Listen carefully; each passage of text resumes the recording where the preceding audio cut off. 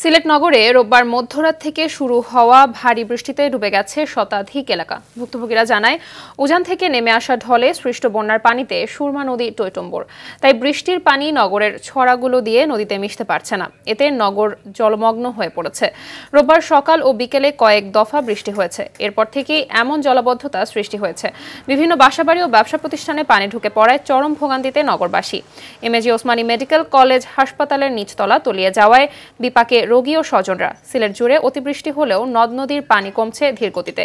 উজানের বৃষ্টিপাত ও পাহাড়ি ঢলে সুনামগঞ্জের সব নদ নদীর পানি বেড়েছে। সুরমা নদীর ছাতক পয়েন্টে বিপদসীমার ৫৯ সেন্টিমিটার উপর দিয়ে পানি প্রবাহিত হচ্ছে। এদিকে মৌলভীবাজারে বৃষ্টি না হওয়ায় বন্যা পরিস্থিতির উন্নতি হয়েছে।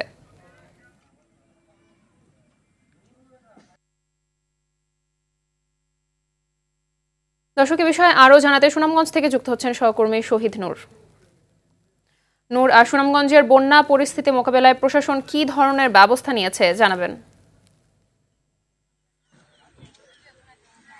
মাহবুবা, ধন্যবাদ আপনাকে। দেখুন, যেমনটা জানাচ্ছিলেন সিলেটের বন্যা পরিস্থিতি, সিলেট যেভাবে আসলে বন্যায় মানুষ তাদের দুর্ভোগ বাড়ছে, তেমনি কিন্তু আসলে সুনামগঞ্জে কিছুটা মানুষের মধ্যে আতঙ্ক সৃষ্টি হচ্ছে। কেননা ইতিমধ্যেই উজানের যে পানি সেটি আস্তে আস্তে ভাটিতে নেমে আসছে।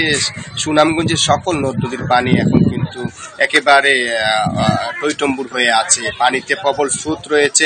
আমি যদি আপনাকে জানাই, সুনামগঞ্জে সুরমা নদীর পানি ছাতক পয়েন্টে বিপদসীমার ৬০ সেন্টিমিটারের উপর দিয়ে আছে। পাশাপাশি আমি যদি আপনাকে বলাই, সুনামগঞ্জ পয়েন্টে কিন্তু আমি কিছুক্ষণ আগেও পানি উন্নয়ন বোর্ড কর্মকর্তার সাথে বক্তব্য নিতে গিয়ে আমি যেটা জানতে পেরেছি, এখনো বৃদ্ধি পাচ্ছে পানি।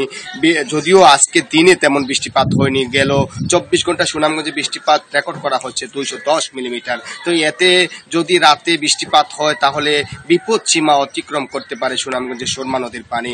আমি এখন যেখানটাতে আছি এটি হচ্ছে সুনামগঞ্জের মরা সুরমা নদী, এবং দেখতে পাচ্ছেন যে দূরবর্তী যে গ্রামগুলো যে ঘরবাড়ি আছে এগুলো কিন্তু আস্তে আস্তে পানিতে চাপ সৃষ্টি করছে, এবং এই নদীতে পানির চাপ রয়েছে। আস্তে আস্তে হাওরে পানি প্রবেশ করছে। একটা জানিয়ে রাখি তথ্য, সুনামগঞ্জের বিশম্বরপুরের খরচার হাওরের বাঁধ ভেঙে রূপসা নদীর যে ভাঙন সৃষ্টি হয়েছে, এতে মানবতর জীবনযাপন করছেন অনেকেই। আমি প্রশাসনের সাথে কথা বলেছিলাম, তারা বলছেন যে ইতিমধ্যেই তারা দফায় দফায় আসলে দুর্যোগ ব্যবস্থাপনার কমিটির সভা হয়েছে এবং তারা দুর্যোগ মোকাবেলায় প্রস্তুত রয়েছেন।